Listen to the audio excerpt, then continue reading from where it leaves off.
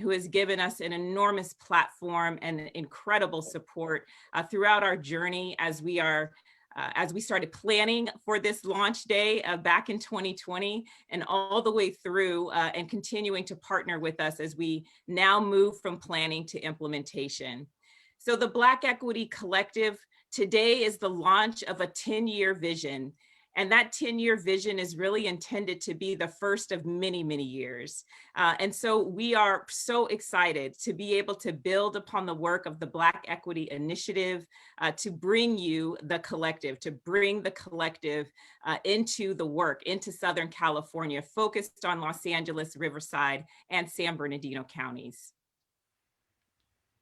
You can advance the slide.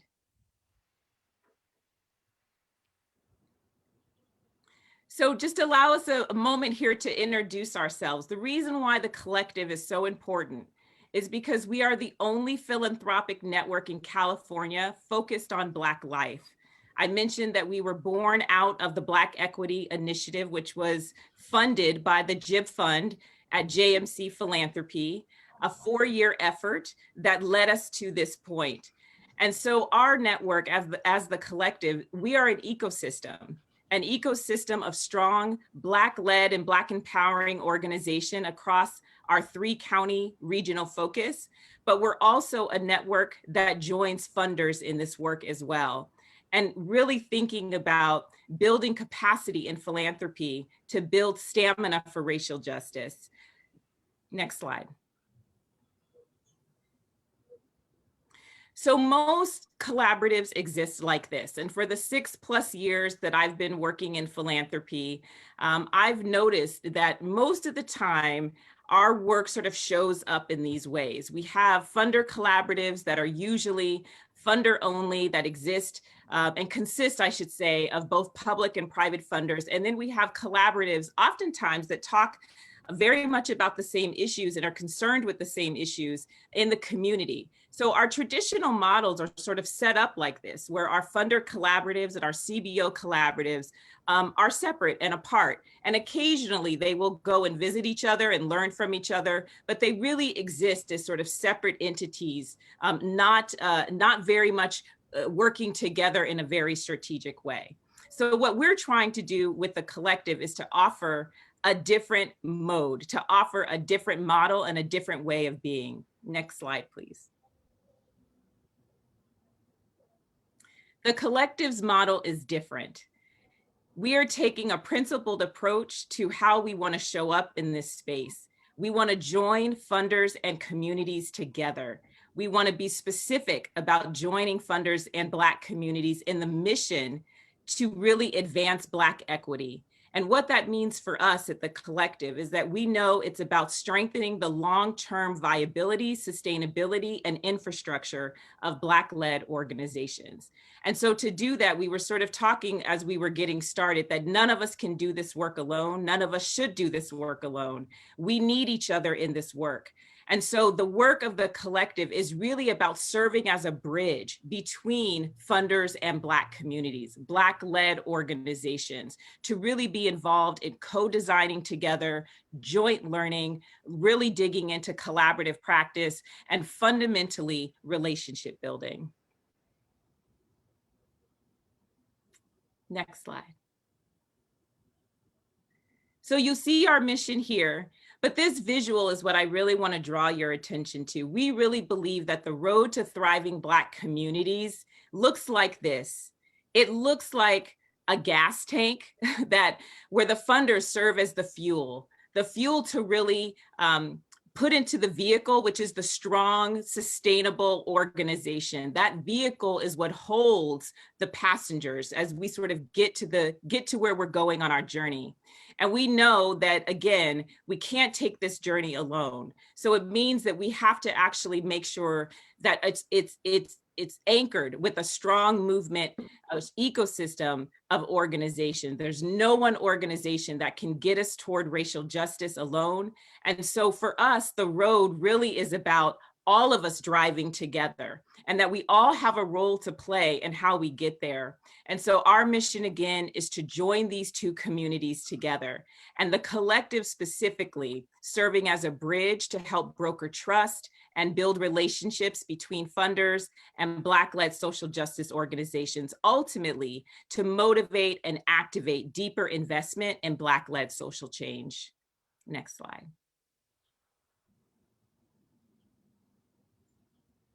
And again, why we do this is that we fundamentally believe that the road to thriving Black communities begins with viable Black-led and Black empowering organizations. Next slide.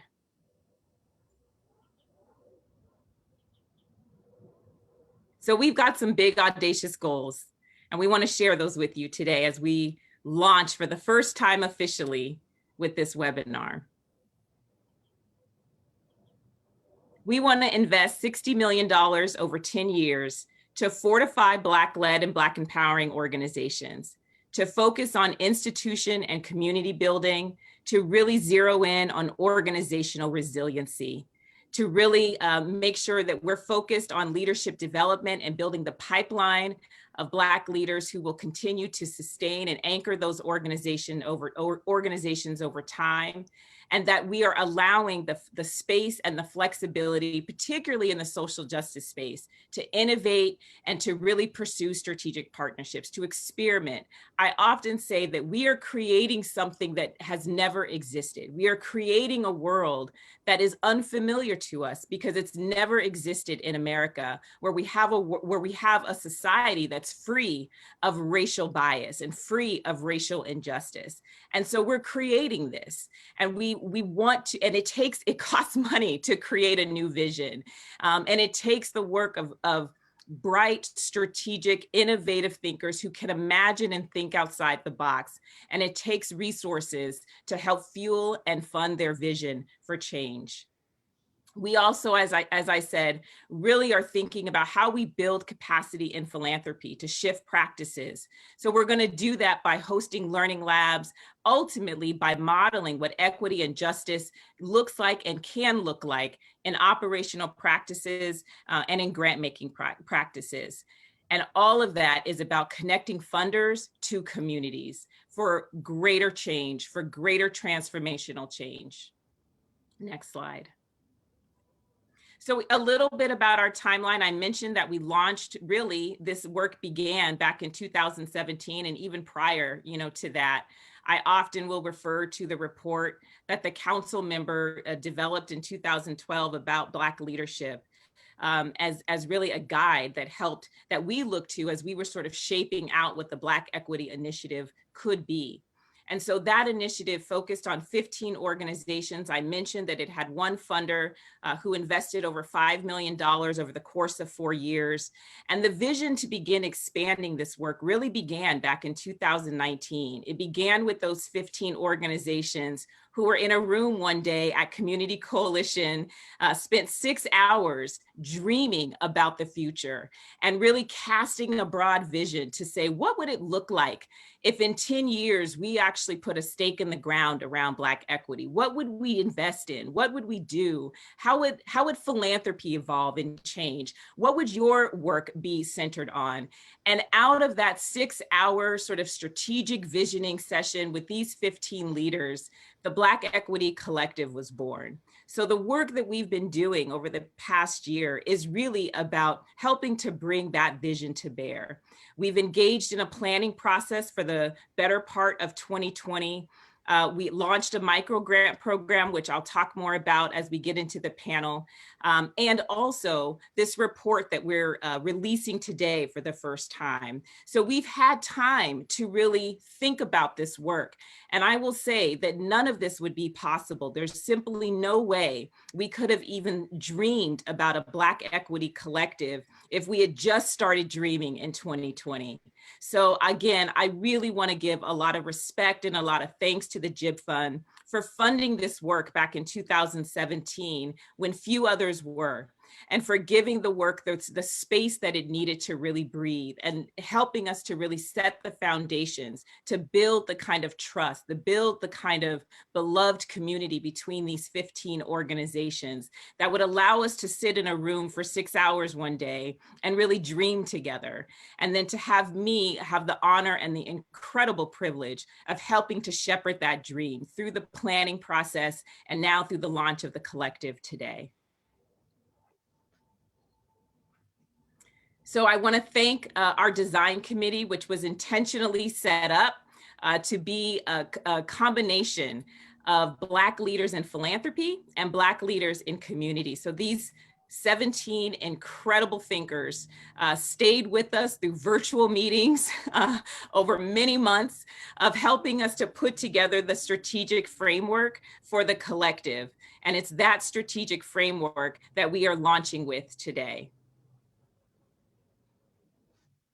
And finally, before I turn it over to Dr. Hancock-Alfaro to moderate this conversation today about the report, The Road to Thriving Black Communities, there are so many people to thank who helped us really get through the planning process, and their names are here. Of course, we have a set of funding partners who funded our planning process and believed that we were onto something.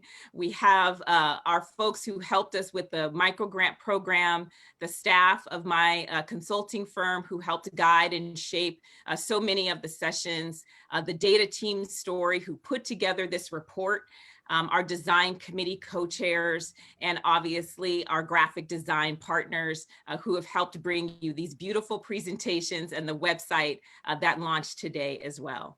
So again, I want you to see today as the beginning, because we are on to something, y'all.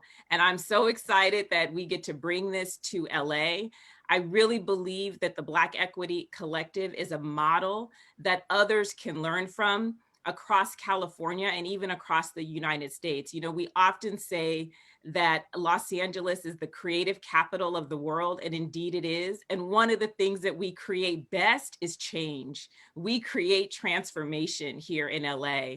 And I'm just so thrilled to be part of the transformation that's underway around social justice and really moving a progressive agenda and doing it, leading from behind by letting and making sure that we are following the lead in the direction of community, because that's really our work as funders, is to fund and fuel the dreams that are coming up from the community, because they know what's best for their lives, and we can trust that they have the capacity to be self-determined. So with that, I want to turn it over to our moderator for today and thank her for being with me in the trenches. You know, we often say that, you know, this is my day one, which means you've been with me from the beginning. And Dr. Hancock-Alfaro is definitely my day one. She has been the research partner along with me as co-facilitator for the Black Equity Initiative, I should say, since it launched in 2017. She is the Dean's Professor for the Departments of Political Science and International Relations, Gender and Sexuality Studies at University of Southern California. She is the Chair of Political Science and International Relations and the Director of USC's Center for Feminist Research and Dornsife Center for Leadership by Women of Color. It is my extreme pleasure to introduce my friend, my colleague, my day one, Dr. Ange Hancock-Alfaro.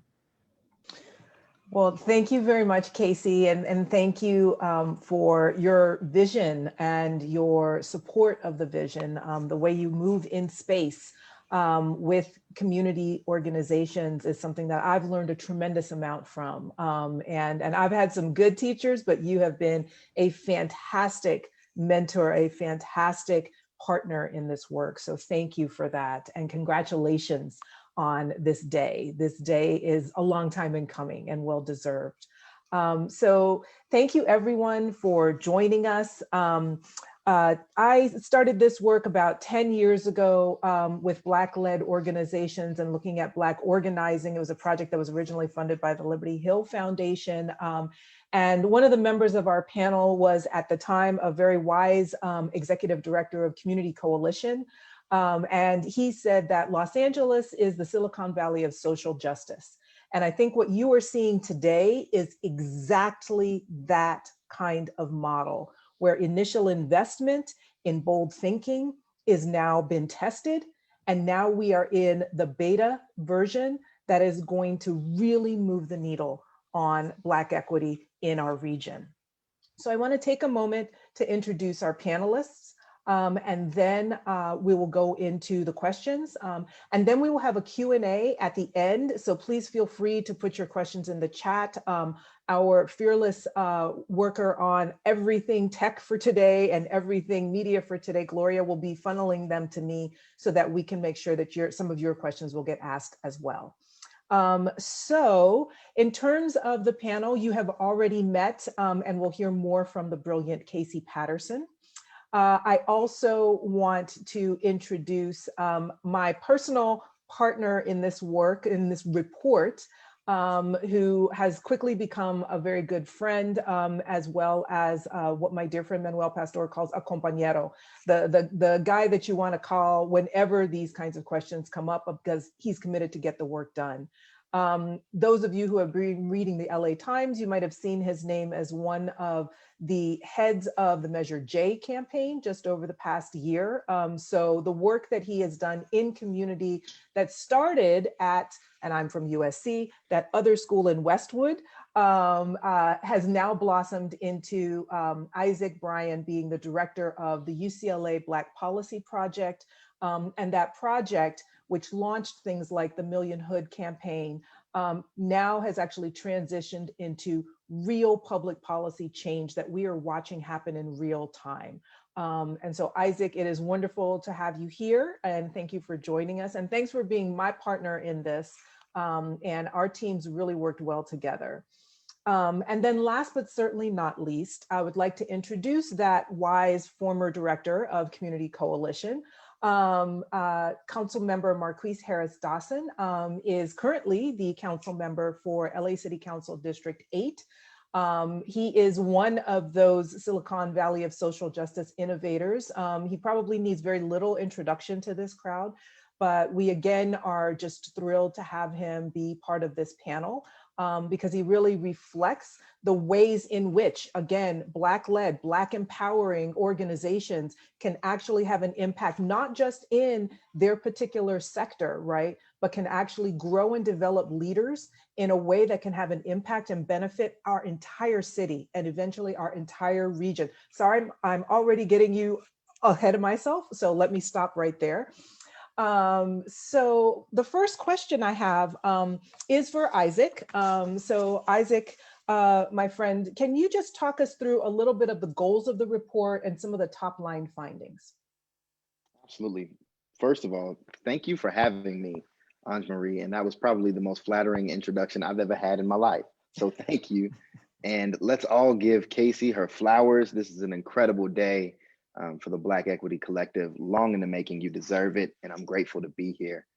When we started looking at this report, we started the report talking about pre-COVID and thinking about post-COVID and what this pandemic has done in our communities in particular. We know who was most impacted. We know who's being most impacted, not just by the lethal public health outcomes of the COVID-19 pandemic, but also the economic outcomes.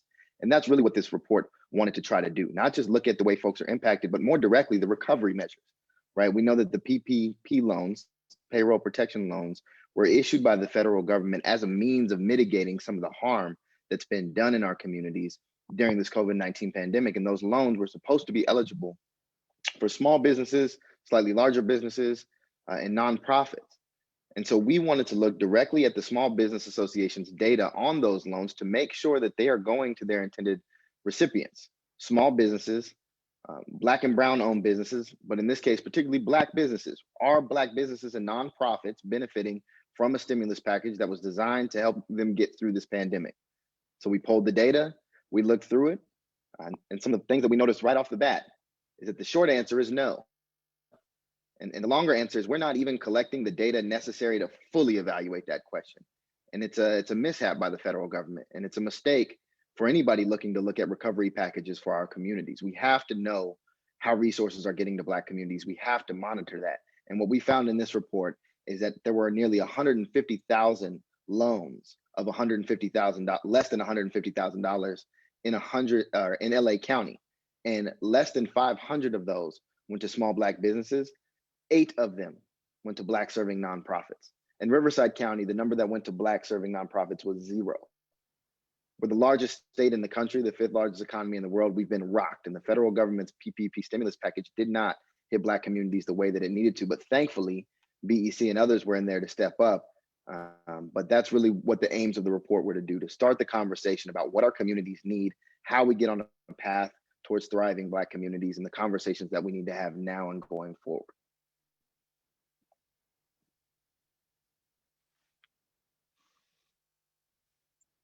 Ange Marie, you're on mute. Thank you for that, Isaac. The report's results were not perhaps surprising, but they should be galvanizing. And when we see, you know, a 0 in an entire county, and we think about what Black-led and Black empowering organizations actually do as the social safety net of last resort for so many in our communities who are already being hit hard because they were already poised to be hit hard prior to COVID. We have to think about this as a very big missed opportunity. So I want to turn to the council member now. So Council Member Harris Dawson, would love to just get some of your general reactions and how this need to support Black organizations might be consistent with some of what you've done to support Black mutual aid programs like the Emergency Senior Meals Initiative or the Community Safety Initiative. How are these two things kind of complementary?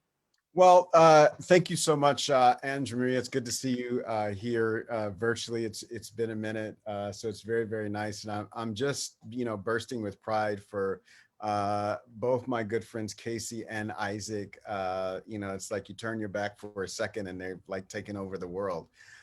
So it's very, very exciting to see what you all are both doing and what you both will do in a more and more public and impactful way. You know, I think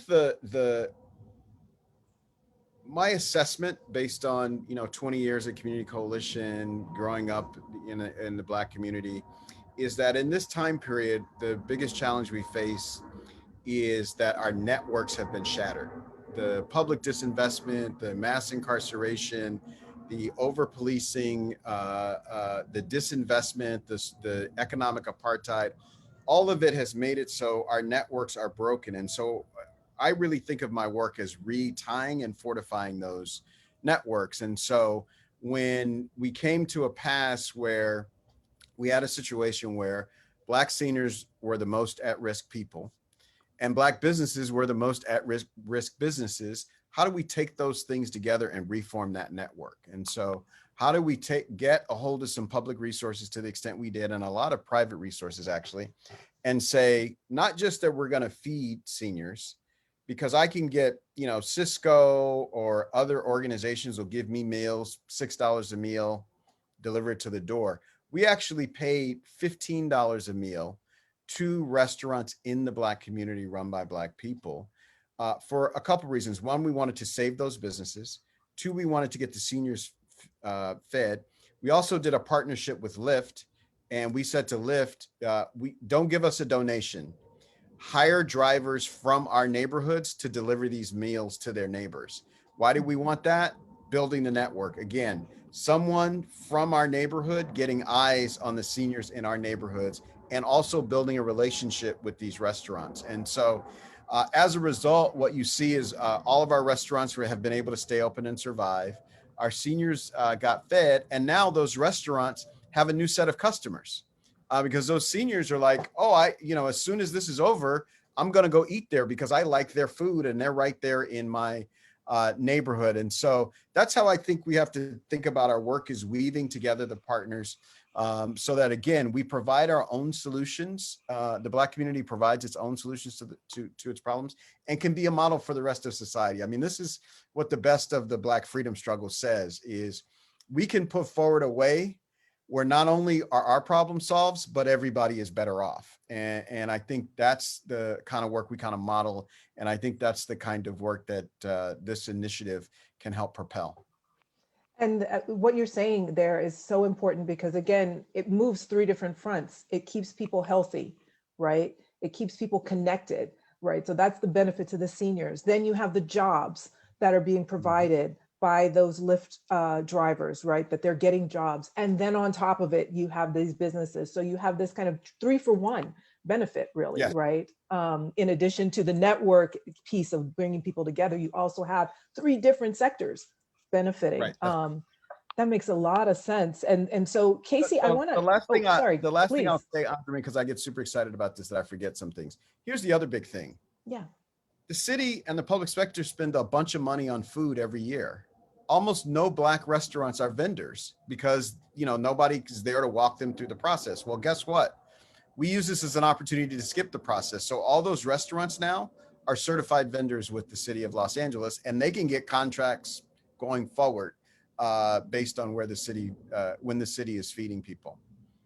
And see, that is even more important because now you're talking about a program for sustainability going forward, right? So this is part of a plan that will then make this happen even when the COVID necessities are gone, right? So thank you for adding that piece. Casey, I want to ask you about the genesis of the report a little bit, but also why it was so important to do this report amidst a pandemic, you know, so amidst such immediate needs, because of course, as I said, Black organizations are often the social safety net of last resort. So why do this in the middle of when they were trying to be that social safety net? Yeah, and you know, it's a great question. And to be honest with you, Ange Marie, because we were hearing, you know, from our organizations that they were not getting the support and the resources that they needed. And we were also hearing that they were getting slammed. You know, they are the first responders in our community. They are the trusted messengers. They are extended family in so many cases. And so as they were becoming more than their mission, you know, their mission may be education, but all of a sudden they've got to stand up mutual aid programs and rapid response programs to be able to, you know, deploy dollars to their families so that they can pay their rent and get hotspots and, you know, all kinds of things. What we heard from them is that they weren't getting access to the philanthropic dollars that were, you know, put together from these stand-up funds, COVID-19 response funds, that they weren't getting PPP dollars. And so we were hearing it straight from them, and we knew that they were getting missed. And so it was really one of the reasons why back in April, we did a joint letter, you know, signed by over 20 Black leaders called Equity Meets Its Moment. And we sent that letter around to over 120 funders and public officials, really sort of being a rallying cry to say, our communities need you to pay attention. We need you to say, we cannot be colorblind. We cannot be race neutral. We have to actually look at this from a real equity perspective. We've talked so much over the past half decade about equity, about equity, about equity. Well, here's your moment, you know, here's your chance to really put equity to practice. And so for us, doing this report in the middle of the pandemic really was because we knew we had to capture these stories. We couldn't let this moment pass without capturing the story and the impact of being left behind yet again. We have a history of economic recovery and mitigation efforts in this country, and that history is just not good when it comes to the way in which those programs meet the needs of the Black community, either because they have been intentionally discriminated against or they've just been glossed over. And so we really felt like, because the collective had this voice already through this Equity Meets Its Moment letter, and we were hearing so much from our organizations on the ground, and we were in this planning process, and we thought, you know what, since we're all meeting virtually anyway, you know, let's take this opportunity to sort of split our minds a little bit. So we broke the committee up into an operations committee sub work group and a data sub work group. And it was the data sub work group that really ran with this report, because again, we knew that we needed to tell the story about what was happening, and not just from a woe is me perspective, but as a way, as Isaac said, for us to really sort of cast a vision to say, we can't let this happen again. There are solutions, and we really need to be purposeful about enacting those solutions from a real racial justice and equity perspective. I'm so glad you mentioned stories. And so I won't tell you the whole story here because I want you to read the report, but there is this one really nice story about what the Balmer Group and Brotherhood Crusade were able to partner together on that I think, again, is just the kind of thing that you want to make sure that you know about, because it is absolutely about dollars. It's not always about dollars directly from you. Sometimes it's about the right set of introductions. Sometimes it's about amplifying the dollars of investment so that they can grow in these other ways. And so I think that's equally important here in terms of the data is the data, as we talked about, but it's also those stories that really matter. Yeah, and Ange Marie, I'll just add one more thing before we move on to the questions, is that the other thing is that so much of the collective's focus is about moving philanthropic dollars. This was an opportunity to really look at how public resources move, because there are multiple ways that resources can move into community. And so we wanted to really sort of tell that side of the story as well. That's exactly the case, because they so often do not operate in concert. We wanted to look at whether or not they were. Councilmember Harris-Dawson, I wanted to come back to you to ask a question that kind of builds on this idea, because you have had this other life, and I was just wondering, how does your long and successful background as a community organizer, as someone who has had to be innovative in the way these partnerships are kind of struck, how does that now help you craft innovative government action to support thriving Black communities? Well, thank you for that. I mean, it's the history as an activist that, led me to run for office. And, I will acknowledge the public sector world is a completely different universe with a completely different sets of rules and gravities and outcomes. But what sort of centers you and gives you the sense of creativities is the values that you gain and the relationships that you have as a result of doing that work. And so you spend time in the community, you spend time in those relationships, and where people are coming from. People have access to you in a way that they don't have access to government any other kind of way. And you can really take a problem-solving approach, and you can create a solution. I mean, community organizing has as one of its central tenets that the people closest to the problem with the most at stake are the best positioned to come up with the solution with the least negative side effects. And so when you operate with that value, it gives you a different set of advisors than the public sector typically has.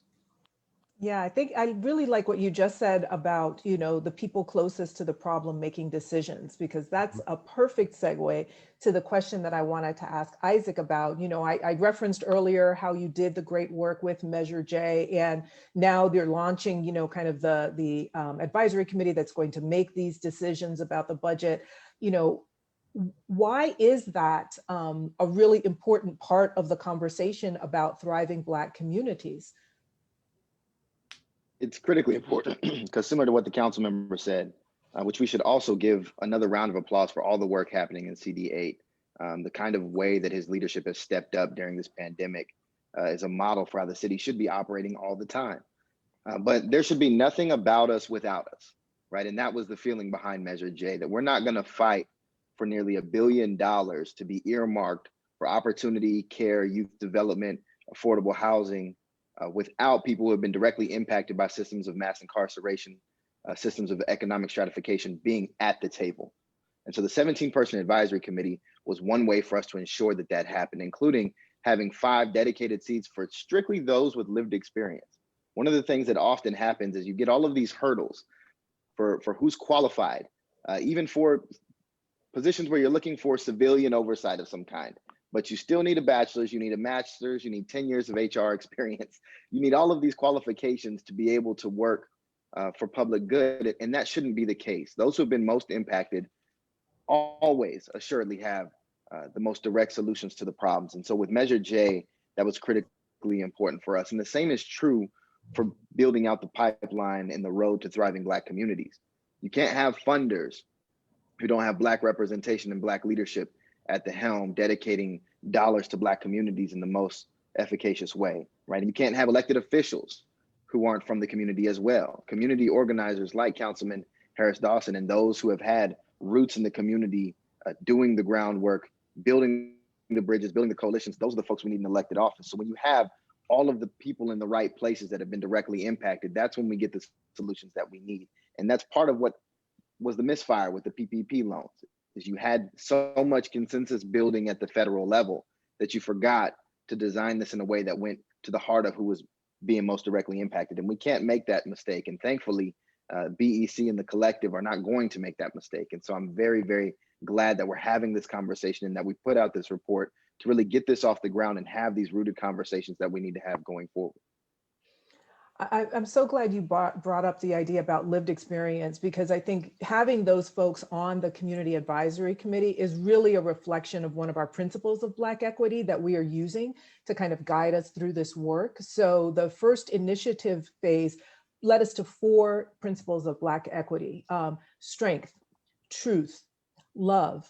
And then the last one, which is really what Councilmember Harris Dawson and Isaac are talking about, strategic disruption. So disrupting what we think about normally as business as usual.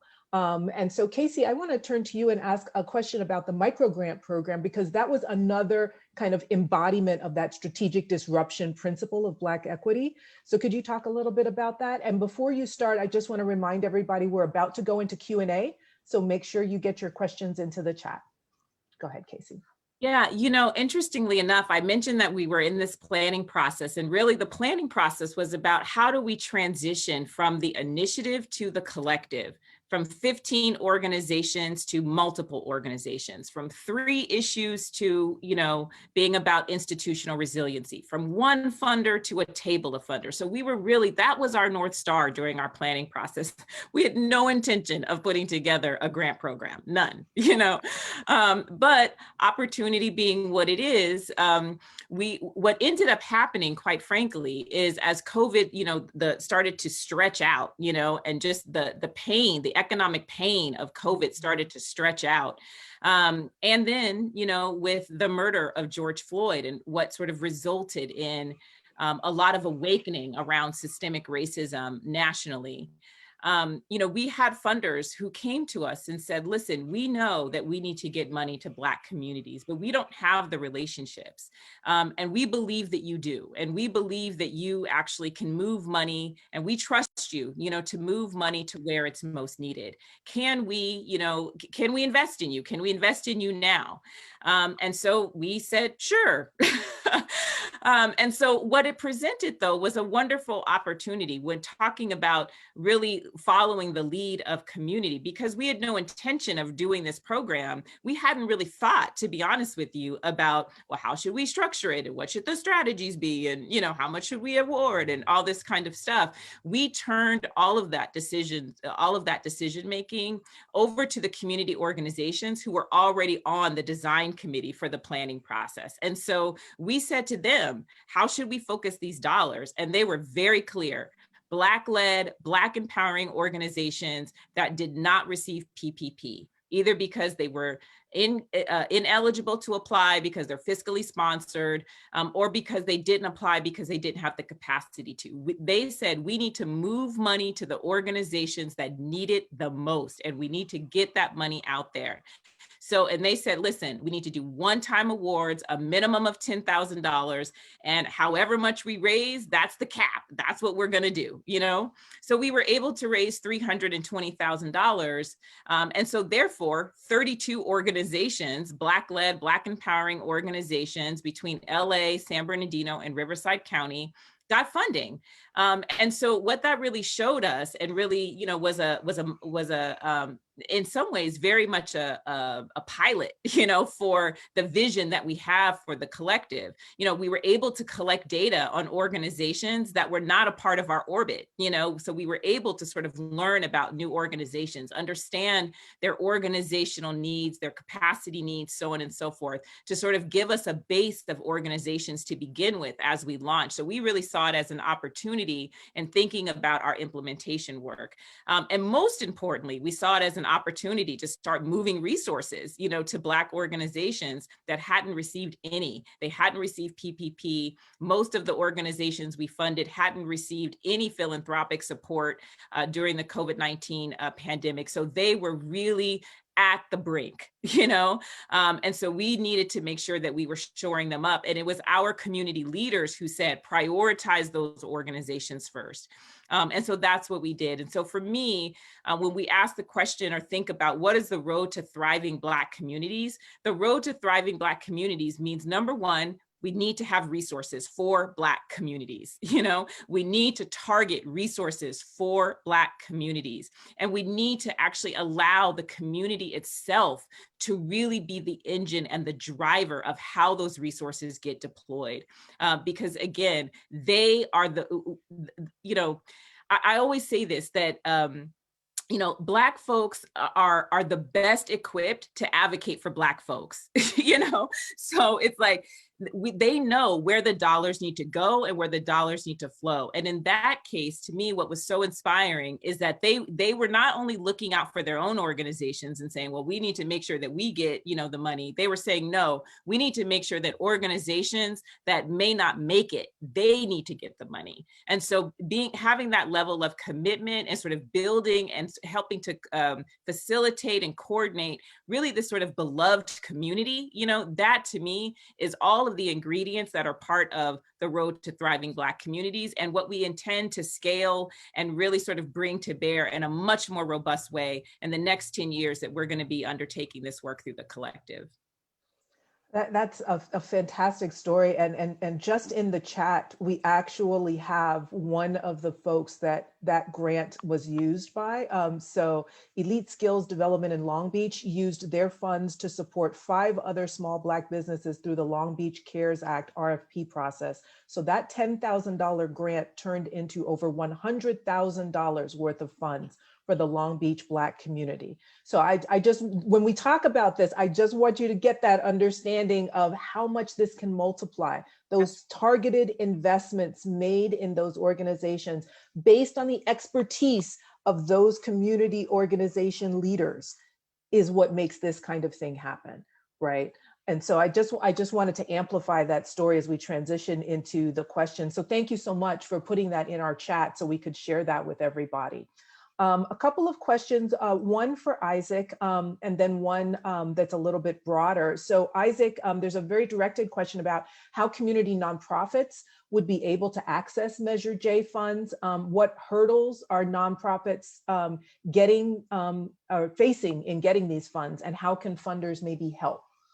So do you have any ideas about that? Yeah, I do. Some of those questions are being worked out right now by the appointed committee, by the advisory committee, but there are meetings on a regular basis and working groups bringing more and more people to the table. Anesis Hernandez in particular, and some of my colleagues from the coalition who are sitting on that advisory committee want the table to be as inclusive as possible. One of the hurdles that I think we're going to come up against is something the councilman referenced in the city, and that is becoming a vendor with the county, right? To get county dollars is a hurdle for nonprofits. And there's actually a role that philanthropy can play in that. The Liberty Hill Foundation, for example, has done a public-private partnership when it came to moving probation dollars out of the county and into community-based organizations at an expedited rate because the county processing is way, way too slow. And so these things are things that we're keeping in mind with Measure J, but I definitely encourage anybody who wants access to those dollars or to know more about what's happening to attend the meetings, attend the subgroup committees, and join a working group. Make sure your voice is heard. Make sure you're involved. That's the only way to make sure that we do this the right way. So really glad to hear that. And I believe one of my partners in the ad hoc committee in Black people experiencing homelessness, Veronica Lewis, is also active in that. Correct. So she's going to be as one of the co-chairs or the co-chair of the advisory committee, really helpful. Casey, there's a question here for you about, can you discuss the role of youth engagement as the collective advances forward? That's definitely one of the themes of 2020 is our young people moving it forward for us. Yes, I love this question because again, and pointing back, to the council members' report from 2012 about, sort of building a new pipeline of leaders. We have thought really hard in the collective about the pipeline of leadership development. We spent a lot of time talking about it in the Black Equity Initiative space, with the organizations. And I will say leadership development was always the highest self-reported need of the organizations by a long shot. you know? And so one of the things that we did, and recognizing that we really do need to start building in leadership development pipelines and helping to expose our young people, particularly to philanthropy, oftentimes because, I sort of work on both sides, I work in philanthropy and I work in community. I see that there's a lot of mystique, there's a lot of like coming behind the veil, sometimes. And so one of the things we did with the Micro Grant Review Committee, again, a committee comprised entirely of community-based organizations, we sought out young people, and we wanted to make sure that we had young people on the review committee for those grants so that they could be weighing in and actually getting exposed to the process and so on and so forth. So we certainly intend, in fact, we have built into the budget a youth leadership development track, within, as part of organizational resiliency. Again, all of our work in the collective, our organizing theme in the collective is organizational resiliency. And so part of that means that we need to focus on the pipeline of leaders. We need to build the bench, and we're building the bench with young people. And so, youth leadership development is one of the tracks that we plan to build out within the collective. So I'm so glad that we are actually a cross-generational effort, right? Because so often those generations can talk past each other simply because they're not in the same space all the time. So I have a general question I want to ask the entire panel. So anybody who thinks they would like to contribute can ask. Can you speak more about opportunities for public county agencies to improve resources towards Black communities? There's been a lot of talk about the role of foundations and the philanthropic sector, of course, because we're here at SGG. But it would be great to hear about county agencies steering uses of public dollars. So anybody have any ideas about what that might look like? And I guess also the question would be, does the BEC partner with agencies as much as they would partner with philanthropy, or would this just be philanthropy based? I just want to put the call out because this is a source of great frustration for me since this question hits a button.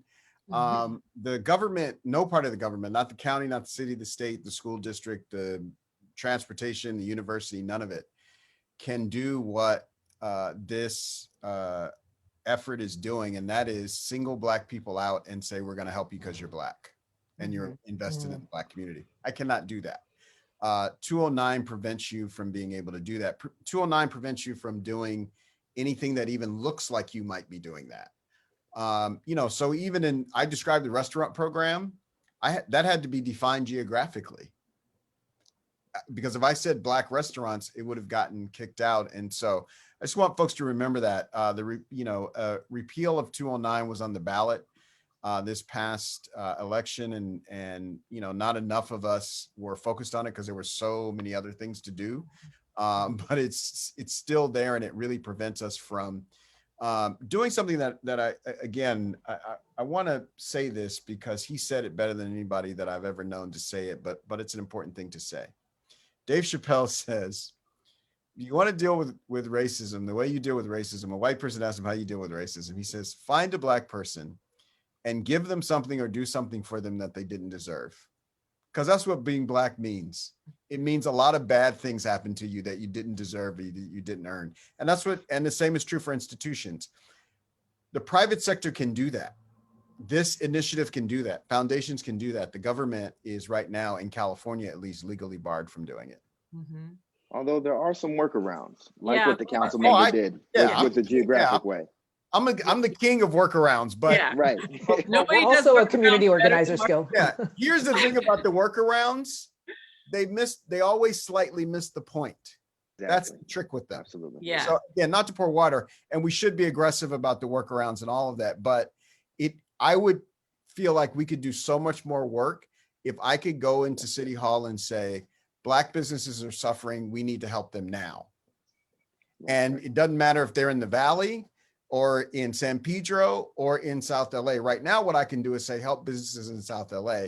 And I can help a lot of Black businesses, but also some of those resources go elsewhere.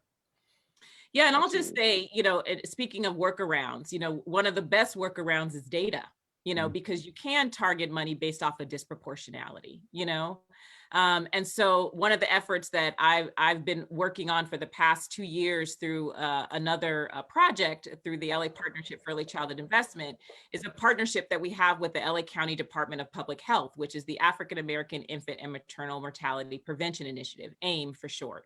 And so essentially that is about really looking at disproportionate outcomes. And when a Black mother is 3 times as likely to die, and a Black baby is twice as likely to die before their first baby or before their first birthday, we could actually look at data and use that as the impetus to direct dollars.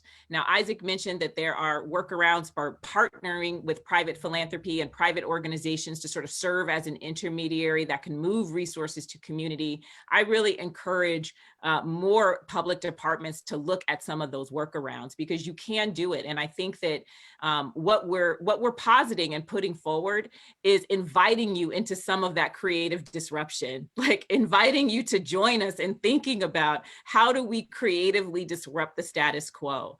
You know, one of the recommendations from the report is really about tracking the data. You know, I personally just applied for a PPP loan and it was optional for me, you know, to put in my race and ethnicity.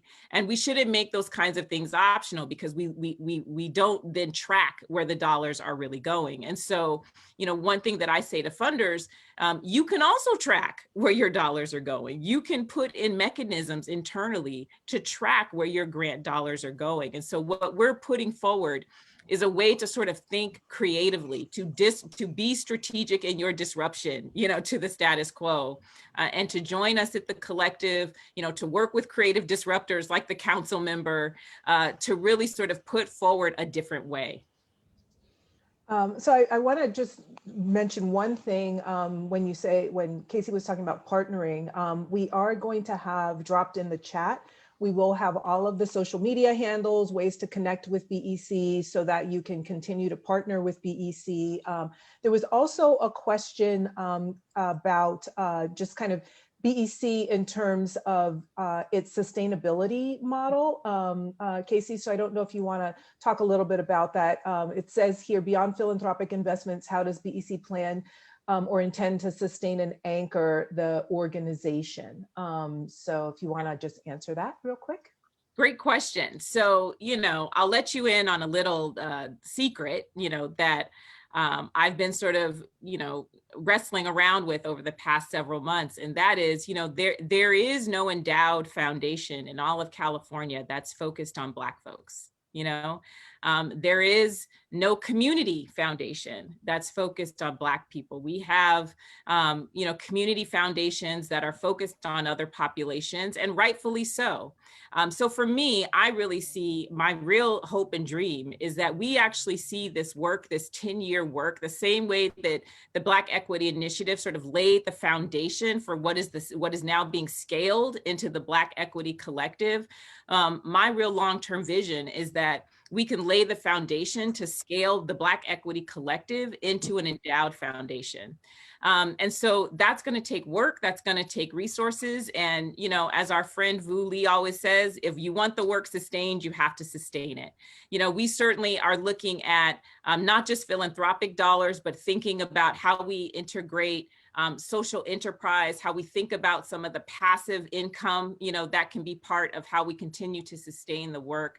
But this work requires investment, and we simply won't be able to do everything we need to do without investment. I'm really proud that and quite excited, you know, that since September, you know, we've raised $3.5 million toward our first $6 million goal. So at launch, we are more than halfway there. So I'm confident that we'll get there, but we need you, you know, to help us get there and to help us finish the first 6 million and then get to the next 6 million and the next 6 million after that. And then, you know, we're open, you know, to those creative ideas about how we continue to sustain the work and build in the mechanisms of sustainability over time. Thank you for that. So you can follow us all on Twitter. All of that's been posted here. I guess the last question I have for all of you really has to do with the tension between, well, I guess not even the tension anymore. Thank God, it's 2021.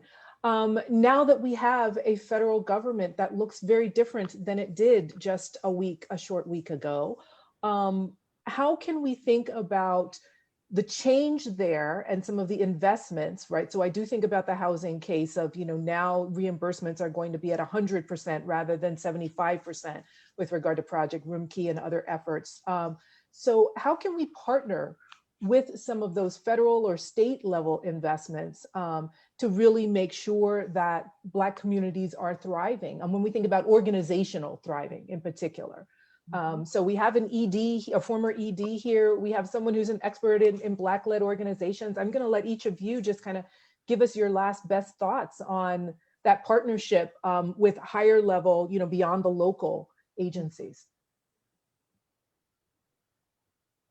Well, I think the thing I would offer is that we just, as a community, have to be bold, and I think bold in a way that we maybe haven't been in the past. I have watched, at least on 3 occasions now, big public revenue measures where the people who were going to receive the resources shaped the policy. Mm-hmm. So, and I think we always go, well, that's, you can't play both sides of the, yes, you can. And so I think we need to be involved in shaping how those resources come down, shaping where they go, shaping how they're evaluated before any dollars even leave the house, shaping how the results are evaluated, and then shaping what the process is to receive them. And then we can, rig the game in the favor of the people who need it. And I just say, we should be bold enough to do that. Now is as good a time to do that as we've ever seen in the history of this country. Mm-hmm. Thank you. Casey.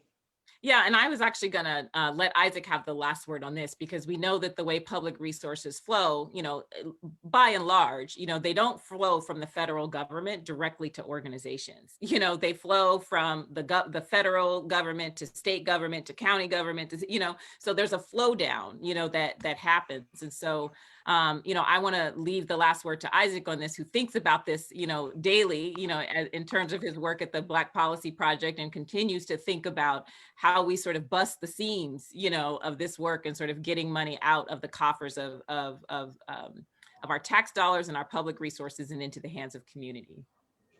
Isaac. I think the thing to just remember always is that there are some civic institutions at all levels that were designed to be harmful for Black people. They were designed that way, they are that way, they exist that way, and by and large, they get a disproportionate share of our tax dollar resources.